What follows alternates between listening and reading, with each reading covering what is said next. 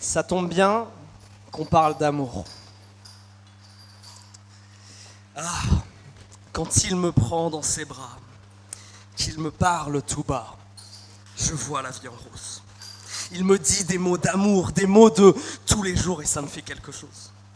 Il est entré dans mon cœur qu'une part de bonheur dont je connais la cause. C'est lui pour moi pour lui dans la vie. Il me l'a dit, l'a juré pour la vie. Et dès que je l'aperçois, alors je sens en moi mon cœur qui bat. Je sais que vous connaissez tous ces mots. Ils font partie de notre patrimoine musical français. Édith Piaf, La vie en rose, qui est selon moi une des plus belles chansons d'amour. Alors pourquoi je vous parle de La vie en rose ? Parce que cette année, et pour démarrer cette année, aujourd'hui et dans les semaines qui vont suivre, on va parler d'amour et on va parler de chansons. On va parler de cet amour, celui entre un homme et une femme. On va prendre le temps d'en parler parce qu'on en a besoin. On a besoin de parler de ce sujet. C'est un sujet récurrent de nos vies, de la vie de ceux qui nous entourent. Et c'est aussi et surtout un sujet que vous nous avez demandé d'aborder dans les évaluations qu'on a fait cet été. Mais aussi parce que Dieu a beaucoup de choses à dire sur cette thématique de l'amour. Et dans toute la Bible, il y a un livre qui sort du lot. Parce qu'il y a un livre où le nom de Dieu n'est même pas mentionné. Où Dieu a dit, sur ça, je veux vous parler de romance, je veux vous parler d'amour et je veux vous parler de sexualité. Et ce livre, il s'appelle le Cantique des Cantiques dans la Bible. Le Cantique des Cantiques, c'est une manière de dire le plus beau des chants, la plus belle des chansons. C'est la même expression en hébreu, peut-être que vous connaissez, de cet endroit dans le temple qu'on appelle le Saint des Saints, là où il y a la présence de Dieu, l'endroit le plus saint. Et en fait, Dieu nous a laissé un livre entier pour nous parler d'amour. Et entendons-nous bien, pas de l'amour entre lui et nous, de l'amour entre nous. Alors, je me réjouis parce que Dieu va nous parler de notre désir humain de nous connecter et de la beauté de ce sentiment qu'il lui a créé en nous en fait. Et il va nous expliquer quel est le type d'attirance qu'il bénit. Comment on sait quand on est amoureux et quand est-ce qu'on doit commencer à exprimer ces sentiments? C'est quoi un couple? C'est quoi la sexualité? Qu'est-ce qui se passe quand on se dispute? Parce que oui, les couples se disputent. Mais comment on transforme ça en une opportunité de croissance et pas en amertume? Et mon espoir, c'est qu'au travers de la parole de Dieu, on en apprenne plus sur l'amour. Pour savoir faire grandir nos couples, pour ceux qui sont en couple. Pour être sages et se préparer pour ceux qui désirent se marier.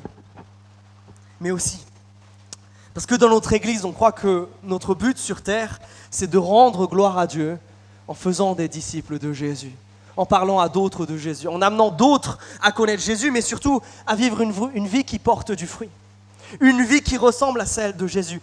Et sur ce sujet de l'amour, nous voulons aussi porter du fruit et être matures. Alors aujourd'hui, on va ouvrir notre Bible au Cantique des Cantiques. Prenez donc votre Bible. Si vous n'en avez pas, sortez votre téléphone. On va avoir besoin du texte pour suivre. Il y a des Bibles papier dans la carte au fond. Alors je sais que même pour certains chrétiens, ce livre, vous l'avez peut-être pas lu. Vous avez commencé, vous avez vite arrêté et vous ne savez pas le trouver. Alors on ouvre la Bible au milieu. On arrive à peu près sur les psaumes. On tourne. Proverbes, Ecclésiaste et ensuite Cantique des Cantiques. Si vous arrivez dans les prophètes, Ésaïe, Jérémie, Ézéchiel, vous êtes trop loin.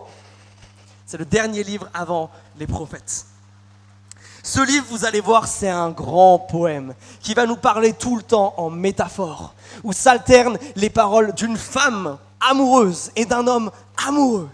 Et ils sont d'ailleurs souvent interrompus par les copines de cette dernière qui ont aussi des choses à dire.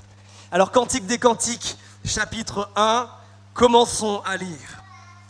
Le plus beau des chants, de Salomon. Ah, que ta bouche me couvre de baisers, car ton amour est plus exaltant que le vin. Combien suaves sont tes parfums. Ton nom est comparable à une huile odorante qui se répand. Voilà pourquoi les jeunes filles sont éprises de toi. Entraîne-moi derrière toi, courons ensemble. Le roi m'a fait entrer dans ses appartements. Réjouissons-nous, soyons dans l'allégresse à ton sujet. Célébrons ton amour, plus exaltant que le bon vin. C'est bien avec raison qu'on est épris de toi. Ô fille de Jérusalem, je suis noiraude et pourtant je suis belle. Pareil au temple de Kédar, aux teintures de Salomon. Ne vous étonnez pas si je suis bien brunie. Le soleil m'a halé. Car les fils de ma mère, irrités contre moi, m'ont fait garder les vignes. Oui, mais ma vigne à moi, je ne l'ai pas gardée. On s'arrête là. Alors, qui est déjà mal à l'aise? Qui est déjà en train de rigoler et qui est en train de se dire « Qu'est-ce que je viens de lire ?» Notre réaction à ce genre de texte est où une personne décrit son attirance, son attraction pour une autre, c'est bien souvent très significatif sur quelle est notre représentation de l'amour. Et avant de nous plonger dans les détails de ce texte, qui a pas mal de choses à nous apprendre, j'ai une question à vous poser. C'est quoi votre vision de l'amour? C'est quoi ta vision de ces choses-là? Du romantisme, de l'attirance? Est-ce que quand tu lis ce texte, ça te fait quoi? Parce que généralement, nos réactions, elles traduisent 3 grands types de réalités. Soit souvent quand on lit des choses comme ça, on est peut-être un peu mal à l'aise. Peut-être parce que tu es pudique. Et c'est certainement pas une mauvaise chose en soi. Mais est-ce qu'il n'y a que ça? Est-ce que cette gêne, des fois, elle ne traduit pas aussi une forme de peur? Où on voit ces choses-là, l'attirance manifeste, comme ça, la romance, comme quelque chose d'un petit peu dangereux. Parfois, c'est ça, notre vision de l'attirance et de l'autre. Un danger, parce que peut-être vous avez vécu des expériences qui ont été difficiles, voire traumatiques. Peut-être parce que l'inconnu te fait peur, parce que dans l'autre, tu vois comme un obstacle à ta vertu ou à ta foi, parce qu'on t'a éduqué dans une famille ou dans une église où ces choses-là, on les fuit. Si c'est ton cas, je veux te dire que si Dieu nous a laissé un livre entier pour nous parler de ce sujet, pour nous parler d'amour, si Dieu est le créateur de la sexualité, de la romance et de l'attirance, alors ces choses ne sont pas mauvaises. Alors ces choses, elles ne sont pas dangereuses en elles-mêmes. Certes, elles peuvent être détournées. Mais si tu perçois tout ça comme un danger, je veux t'inviter à changer de regard et peut-être à laisser Dieu te guérir. À entrer dans cette semaine et dans ces quelques semaines qui vont suivre en priant ainsi. Seigneur, tu sais que je suis fragile sur ce sujet. Que mes expériences de vie, que le péché m'a un peu cassé. Que j'ai peur quand j'entends tout ça. Que je suis en tension. Mais que je veux me soumettre à ce que tu dis et non pas à mon expérience personnelle, pas à mes idées, pas à ce que j'ai entendu. Mais que la première place dans mes réflexions, c'est de te laisser parler toi. Viens changer mes peurs en foi. Mes réflexions qui ne t'honorent pas sur ces beaux désirs que tu as créés en moi et qui m'empêchent peut-être de vivre et de te glorifier comme toi tu le voudrais. Alors ça, c'est un côté. Après, il y a l'extrême inverse. Pour d'autres, la sexualité, la romance, l'attirance, ce sont des choses qui dirigent leur vie. Elles ne sont pas des dangers, là. Ce sont des dieux. C'est quand on est amoureux de l'amour, quand on n'arrive pas à rester seul, célibataire, quand on enchaîne les conquêtes, quand il y a peut-être une forme d'addiction à la pornographie, quand on suit ce monde dans la sexualisation de toute interaction et de notre personne. Si ton regard n'est pas chaste, quand tu vois quelqu'un du sexe opposé passer dans la rue, et si ta garde-robe ne peut pas être qualifiée de modeste, si tu as tendance à voir tout ce sujet-là comme quelque chose de très, voire de trop important, alors je veux te rappeler qu'il n'y a qu'un seul Dieu, et il s'appelle Jésus-Christ. Qu'un seul qui a le droit sur ton cœur, sur tes désirs, c'est lui. Ton désir d'amour, il est bon, mais tant qu'il n'a pas le dernier mot, tant qu'il reste soumis à l'autorité du Dieu vivant.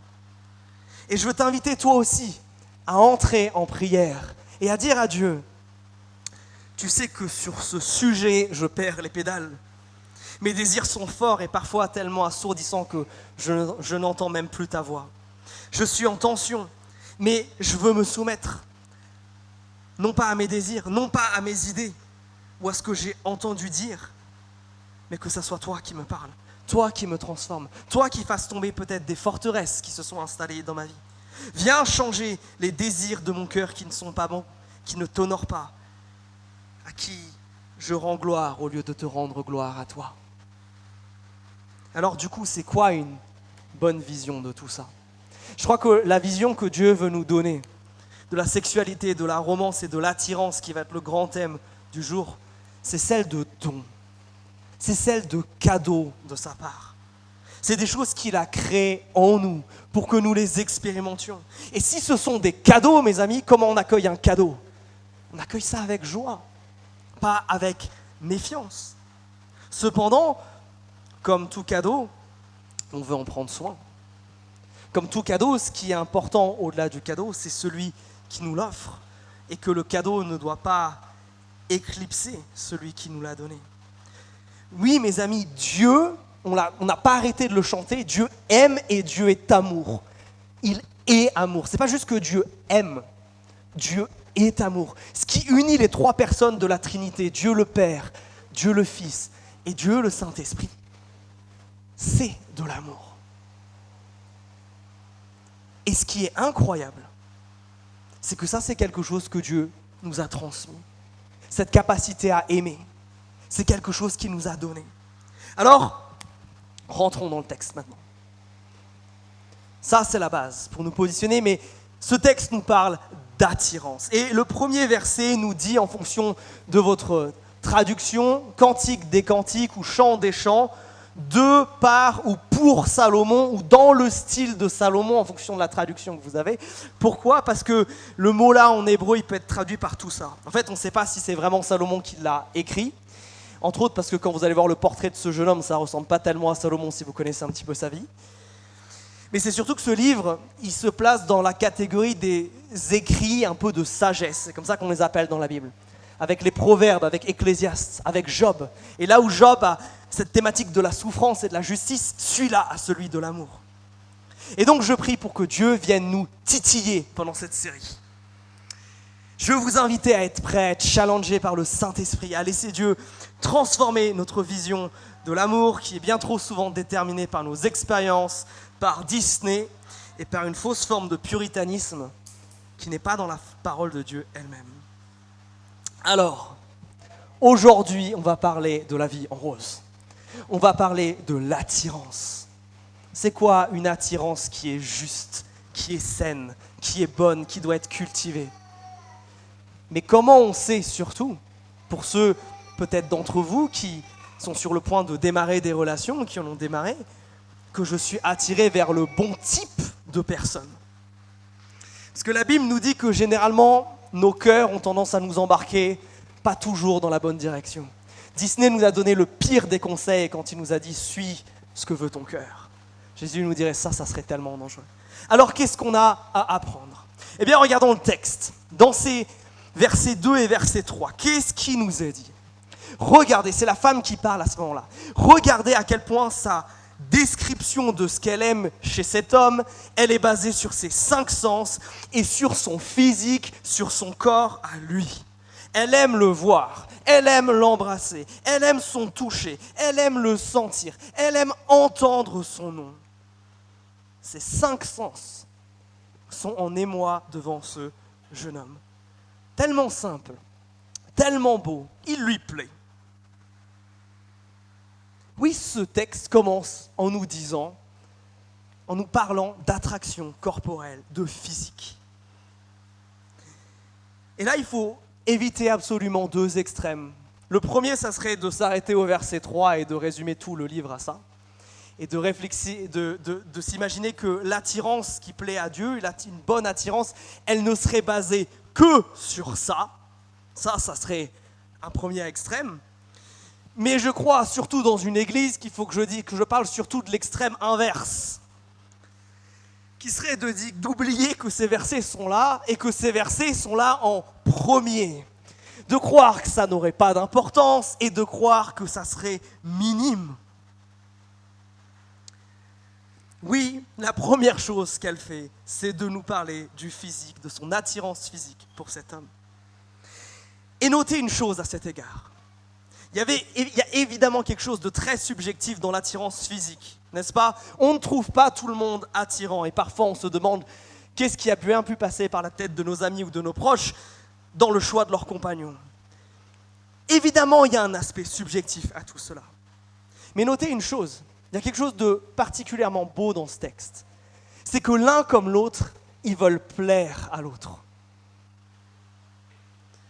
Ce désir n'est pas ce qui résume leur attraction l'un pour l'autre, mais il est bien présent. Regardez, au verset 5, elle exprime une peur, celle d'être pas assez jolie. Alors on va analyser ce qu'elle dit dans ce verset un peu plus tard, mais notez qu'elle veut sortir du lot, elle veut être belle, se faire belle aux yeux de cet homme. Il semble même, si on regarde la deuxième partie du verset 4, et dans le verset 5, qu'elle admet avoir une forme de concurrence là, que les copines semblent aussi un petit peu intéressées par ce jeune homme. Et lui, regardez, on nous dit qu'il sent bon. Messieurs, nous ne sentons pas bon naturellement. Cet homme met du parfum. Cet homme fait des efforts. Bien souvent, Disney a inscrit en nous l'idée profonde de l'âme sœur, de la personne qui, on va la voir, ça y est, c'est elle va nous accepter telle qu'elle, et tout va bien se passer. Mais moi, ce que je trouve tellement beau dans ce texte, c'est que par amour l'un pour l'autre, ils vont avoir envie de faire des efforts. Vont avoir envie de se trouver attirants l'un pour l'autre.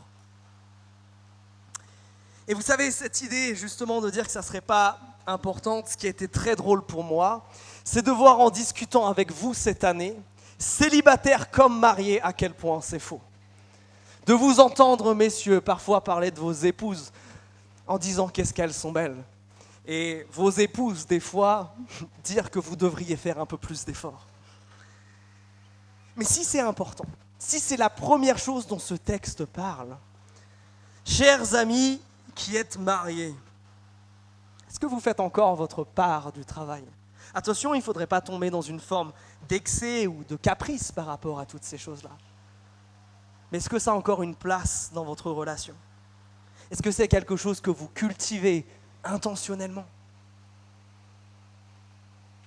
Est-ce que vous avez à cœur de vous faire beau ou belle pour celui ou celle que votre cœur aime? Deuxième chose. Au milieu du verset 3, l'image, elle change. On parle d'abord de son odeur physique, corporelle à ce jeune homme. Mais regardez, il y a une phrase que je trouve incroyable. Dans ma traduction, c'est ça. Ton nom est un parfum qui se répand. Je trouve cette phrase absolument magnifique. Cette jeune fille, elle dit, c'est pas seulement que tu sens bon, mais en fait, ici, elle nous parle de son caractère. Son caractère sent bon. Quand on évoque le nom de ce jeune homme, il se passe quelque chose. Il laisse comme une bonne odeur derrière lui. La réputation de cet homme, son caractère, ce qu'il dégage en étant lui, c'est comme un parfum. Son caractère, en fait, sent bon. Quand on voit cette personne agir, on voit une beauté, une bonté, une maturité qui sort de lui.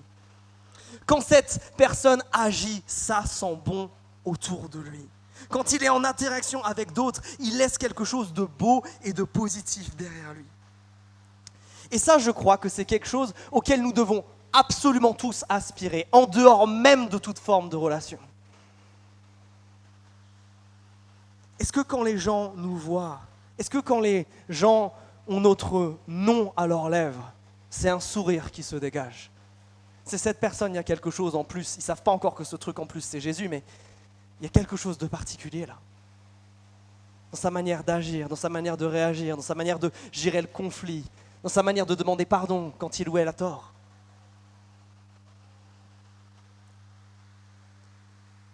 Est-ce que les gens voient une bonne odeur chez vous, ou quand vous passez, ils disent « ça pue ». Alors à quoi ça ressemble une bonne odeur, un bon caractère? Je crois que par exemple ça nous est décrit ici dans la Bible. Galates chapitre 5. C'est quelque chose qui est intimement lié à ce que Dieu fait dans nos vies. Regardez ce qui est dit. Le fruit de l'esprit, c'est quoi? Amour, joie, paix, patience, bonté, bienveillance, foi, douceur et maîtrise de soi. Oh, des choses où certains, on est plus naturellement doués que d'autres dans certains, et d'autres qui nous paraissent carrément impossibles. Mais l'œuvre transformatrice de Jésus, c'est ça. L'œuvre sur notre caractère, c'est ça. Jésus-Christ peut nous faire devenir comme ça. Et c'est quelque chose d'universel. C'est dit dans la suite du texte, regardez, aucune loi n'est contre de telles choses. Mais ceux qui appartiennent à Jésus-Christ ont crucifié la chair avec ses passions et ses désirs. Si je continue ma métaphore de sentir bon, c'est pas que de mettre du parfum, c'est aussi se laver d'abord. Est-ce que ton caractère a besoin d'être lavé par Jésus-Christ? Est-ce qu'il y a des choses qui doivent être crucifiées à la croix, disparaître dans ton caractère? Est-ce qu'il y a des choses que tu as cultivées ces dernières années dans ta vie de couple qui ont entaché un petit peu tout ça? Est-ce que tu peux dire oui, je crucifie ces désirs et je prie Dieu pour que ces belles choses-là se manifestent dans ma vie? Toi qui espères démarrer peut-être une relation d'ici peu ou qui vient d'en démarrer une, est-ce que tu vois chez l'autre cette maturité de caractère? Est-ce que c'est quelqu'un qui sent bon? Est-ce que l'autre manifeste cette maturité-là? Ou alors il y a une forme d'impureté? Est-ce qu'il y a des convictions? Ou alors c'est de l'indécision? Et si vous voulez encore plus de pratique, vous avez le livre juste avant, le Cantique des Cantiques, enfin 2 livres avant, les Proverbes, qui sont remplis de choses à nous dire sur ça. Mesdames, Proverbe 19, verset 13. Les querelles ou les récriminations d'une femme sont comme une gouttière percée. La grâce est trompeuse, nous dit Proverbe 31, et la beauté futile. Mais la femme qui craint le Seigneur, voilà celle qui sera louée. Est-ce que tu es quelqu'un qui cultive ta crainte de Dieu plus que ton apparence? Cultive la douceur et la bonté plus que la querelle et la récrimination. Messieurs, il y en a aussi pour vous. Proverbe 29, verset 20. As-tu déjà vu un homme qui parle sans réfléchir? Il y a plus à espérer d'un insensé que de lui. Est-ce que vous êtes maître de vous, maître de votre langue? Verset 22, toujours dans Proverbe 29. L'homme prompt à la colère provoque des querelles. Qui s'emporte facilement commet beaucoup de fautes. Êtes-vous discipliné, maître de vous-même? C'est quelques exemples parmi tant d'autres. Vous voulez savoir comment vivre pratiquement une bonne vie? Lisez les Proverbes. C'est le livre le plus pratique de toute la Bible. Quelques exemples parmi tant d'autres. Mais discerner ce dernier aspect, celui du caractère, on est d'accord que ce n'est pas toujours facile. C'est encore plus difficile quand on est amoureux, qu'on a des œillères devant les yeux. C'est encore plus difficile quand nous-mêmes, on est dans ce processus de maturation sur ce sujet. C'est pour ça que cette jeune femme nous rappelle quelque chose qui a tellement d'importance, et c'est un petit peu mon troisième point dans ça. À la fin du verset 3, elle nous dit qu'elle n'est pas seule à avoir remarqué ce jeune homme. Vous avez noté? Que ce qu'elle vient de dire là, c'est pas la seule à le savoir. Les autres filles de Jérusalem, ses copines là, elles l'ont aussi remarqué. Et au verset 4, elles y vont. C'est à bon droit que l'on t'aime, ou dans d'autres traductions, c'est bien avec raison qu'on s'est épris de toi. Autrement dit, l'avis des autres, il est aussi important que le mien. Si les autres ne sont pas capables de discerner collectivement la même chose que moi chez l'autre, les mêmes qualités, la même maturité de comportement, alors peut-être je n'ai pas de bonne raison de méprendre de cette personne.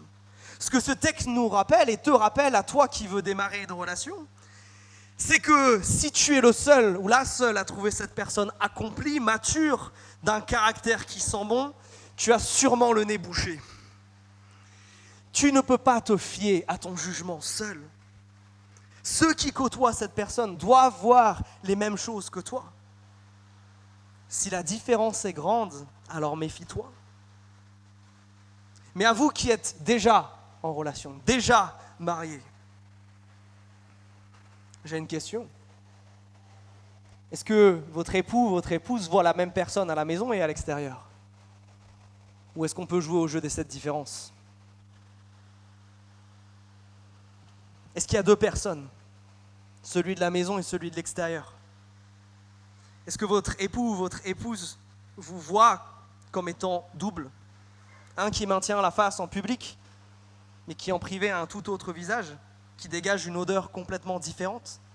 Évidemment, il y aura toujours des petites différences entre comment on est à la maison et à l'extérieur, mais si l'autre ne nous reconnaît pas, alors attention, hypocrisie.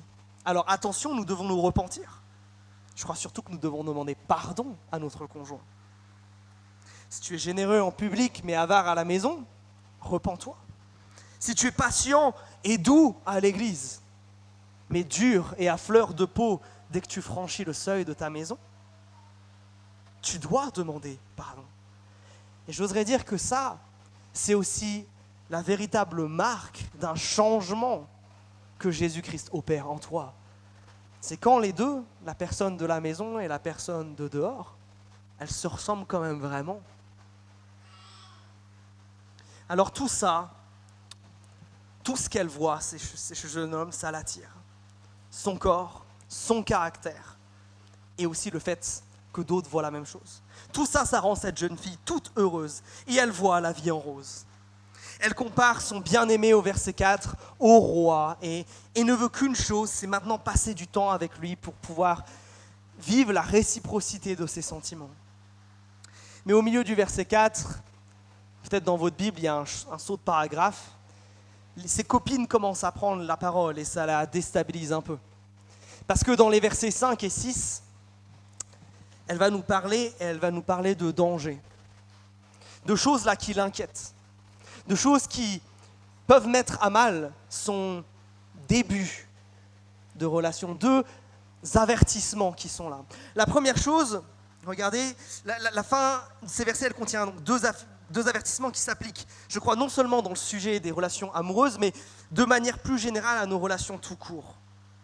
Cette femme, elle a un passé, un passif qui l'angoisse un peu. Parce qu'elle est de classe sociale pauvre, eh ben, la journée, elle travaille dehors. Elle travaille dans les vignes, elle doit garder une vigne. Et le résultat, c'est qu'elle est bien bronzée. Alors de nos jours, on apprécie un petit peu de bronzage, mais à l'époque, on ne trouve pas ça franchement attirant. Ça veut plutôt dire qu'on n'est pas trop un bon parti. On est sûrement quelqu'un de pauvre et c'est donc pas forcément attirant. Alors, on apprend que cette jeune femme, malheureusement, elle n'a pas eu le choix. Elle s'est retrouvée dans cette position et donc quelque part, ce n'est pas sa faute. Cependant, dans cette situation, elle a aussi fait un mauvais choix. C'est la fin du verset 6 qui nous dit ça. Elle a abandonné son devoir, elle s'est enfuie. Et elle vit une forme de culpabilité par rapport à ça. Et les théologiens, ils débattent sur la fin de ce verset 6, là, parce qu'ils ne sont pas tous d'accord. Est-ce qu'elle veut nous dire qu'elle a un problème de fiabilité, on lui avait confié un devoir et elle ne l'a pas accompli? Ou d'autres voient l'idée qu'ici, elle parle de sa sexualité, parce que vous allez le voir, la vigne, c'est souvent une image dans ce livre de la sexualité. Est-ce qu'elle nous parle ici qu'elle a eu un passif par rapport à ça? Une relation hors mariage qui entraîne une forme de culpabilité chez elle? Alors il y a 2 choses qui se mêlent ici. Premièrement, elle a peur. Elle sait qu'elle est jolie, mais malgré même l'affirmation de ses amis que c'est le cas, malgré le fait que, on va le voir la semaine prochaine, son bien-aimé va lui dire « si, tu es très très jolie », elle ressent une forme de pression. Elle doute. Elle ressent une forme de pression sociale. Mais elle choisit de se l'imposer. Ça nous ramène à notre question un petit peu du début. Elle écoute la voix particulière d'ici d'une peur, peut-être d'une pression aussi sociale, par rapport à qui elle est. Et toi, par rapport à ce sujet de l'amour et des relations, c'est quelle voix que tu écoutes? C'est qui parle le plus fort dans tes oreilles? Sur ces sujets, ici, en tout cas, il y a une forme de pression sociale, il y a une forme de peur de peut-être pas être accepté, qui prennent le pas sur la voix de son bien-aimé, sur celle de ses amis, et j'oserais même dire sur celle de Dieu, et qui les rend inaudibles. Cette jeune femme, elle se laisse malheureusement guider par ses peurs. Ce sont elles qui décident ici. Et c'est quelque chose de profondément dangereux pour elle, car elle se construit une image d'elle qui est non seulement fausse, mais qui ne tient pas compte de ce que celui qui compte le plus pour elle pense. En s'enfermant dans ses peurs, là le risque c'est qu'elle s'aliène les autres.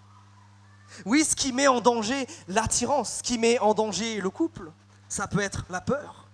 Vous voyez qu'elle n'est pas fondée exactement sur rien, il y a effectivement quelque chose de l'ordre des temps de l'époque, mais le problème, c'est que c'est sa peur qui va dicter toute sa vie et non sa foi. Ce n'est pas le fait que son Dieu, Yahweh, l'aime et veut la voir fleurir, qu'il a dit que non, pas bon que les êtres humains soient seuls. C'est pour ça que généralement, on finit marié ou en couple.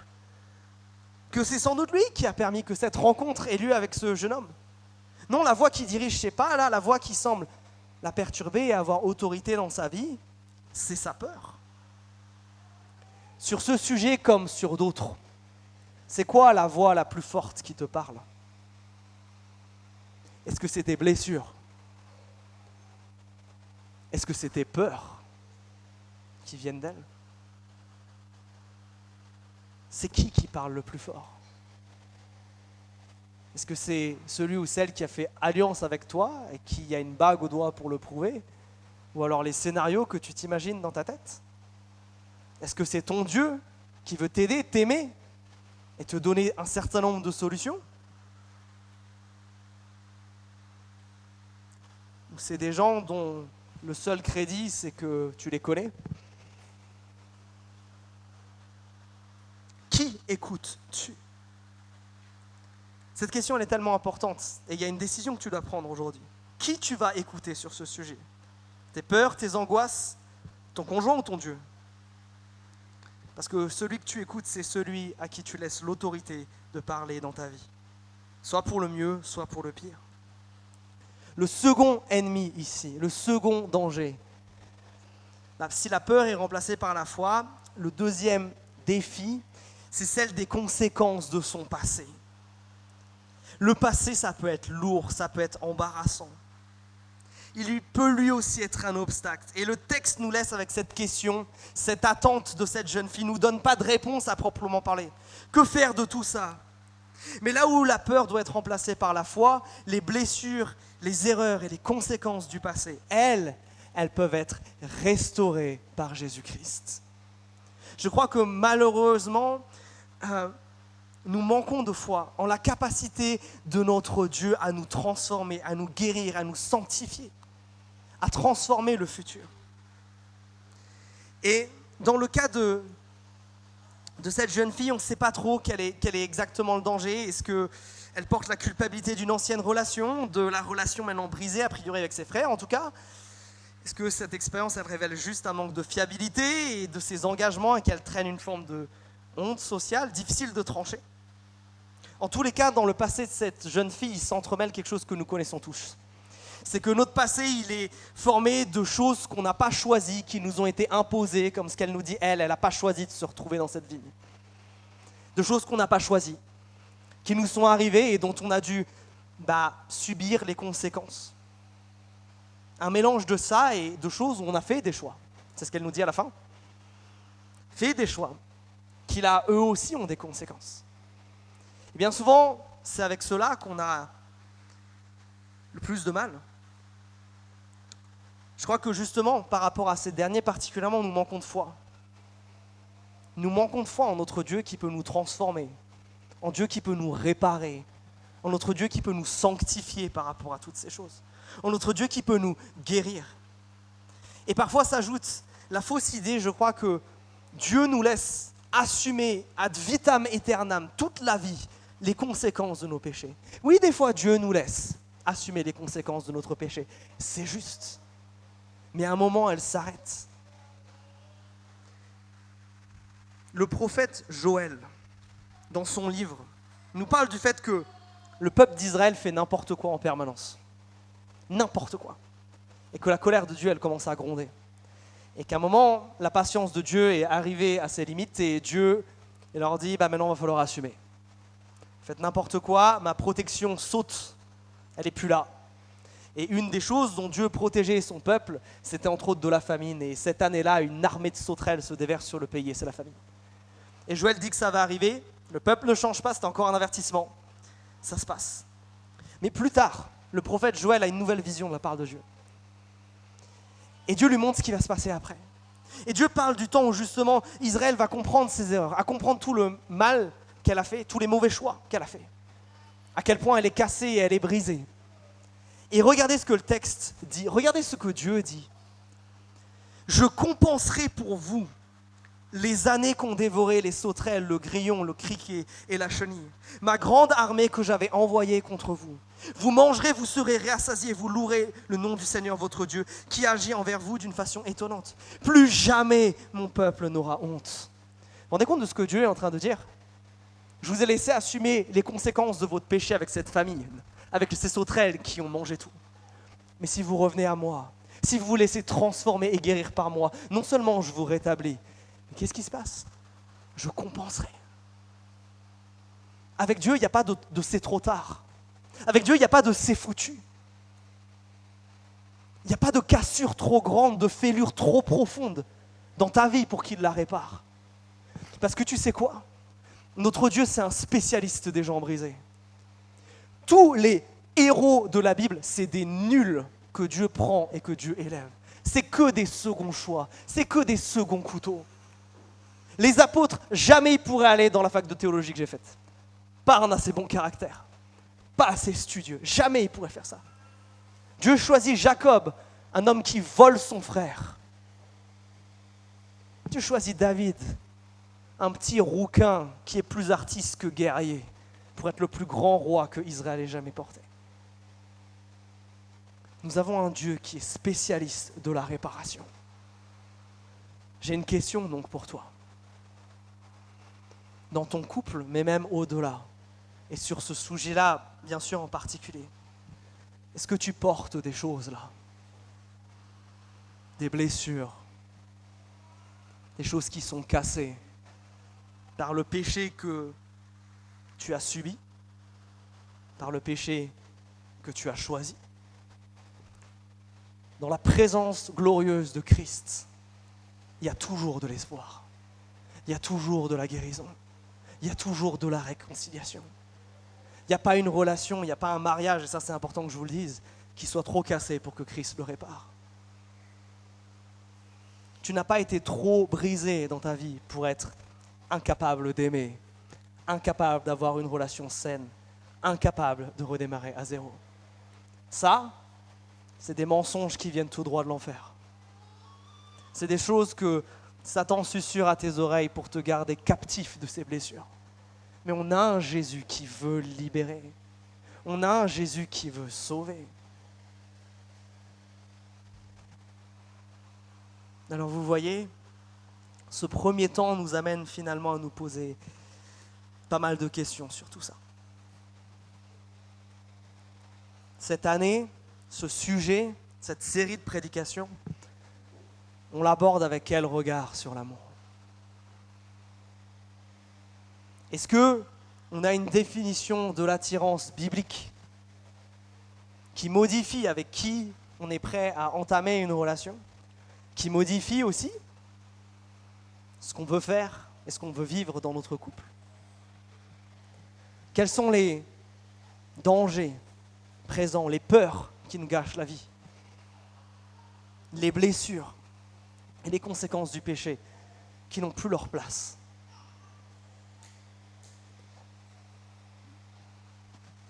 Peut-être qu'il y a quelque chose auquel tu as pensé dans tout ça. Peut-être qu'il y a quelque chose que tu as besoin de dire à Dieu.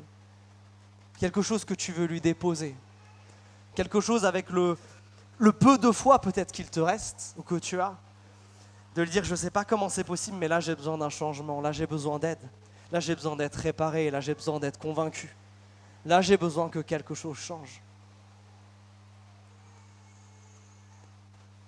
Je t'invitais à prendre le temps de réfléchir à ça, à prendre quelques instants de méditation. Peut-être si ça t'aide de fermer les yeux pour t'aider à te concentrer. À demander à l'Esprit Saint, est-ce qu'il y a quelque chose que tu veux changer? Est-ce qu'il y a quelque chose qu'il faut que je t'abandonne?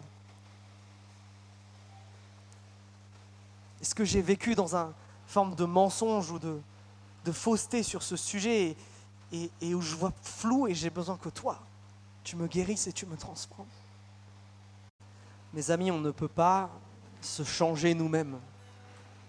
Si on avait la capacité de ne plus être blessé, de ne plus avoir mal, d'être transformé en un instant, on le ferait. Mais malheureusement, c'est bien souvent pas le cas. C'est pour ça qu'on a besoin d'un sauveur. C'est pour ça qu'on a besoin d'aide. L'Écriture nous dit que Dieu résiste à ceux qui sont orgueilleux. Il résiste. C'est pas seulement il répond pas, il résiste. Par contre, il fait grâce à ceux qui s'humilient. Ceux qui reconnaissent que ça va pas. Ceux qui reconnaissent qu'ils ont besoin de son aide, qui ont besoin de sa grâce, que sans lui ça va être compliqué. Alors je veux vous inviter maintenant et par ce chant, peut-être à demander à Dieu de vous faire grâce. De lui dire, Seigneur, j'ai besoin que tu me sauves maintenant, j'ai besoin qu'il y ait quelque chose qui change. J'ai besoin profondément de toi. Peut-être qu'il y a quelque chose que Dieu veut vous amener à abandonner. Peut-être que Dieu vous a convaincu là d'une conversation que vous devez avoir avec votre époux ou votre épouse, qui va peut-être pas être facile. Peut-être que vous avez besoin de courage. Peut-être que le Saint-Esprit parle à vos cœurs et dit ça doit partir, ça doit sortir. Et vous dites comment? Peut-être qu'il y a ce truc que personne ne sait, qui vous est arrivé et qui vous a comme laissé en miettes. Et vous avez besoin que quelqu'un vous répare. Si c'est votre cas, je vais vous inviter à chanter, à demander à Jésus, sauve-moi maintenant. Je veux plus être le même. Que ma vie désormais, je la passe pas focalisée sur ma blessure, focalisée sur ce qui me fait mal, focalisée sur le péché, mais focalisée sur toi qui peux tout transformer.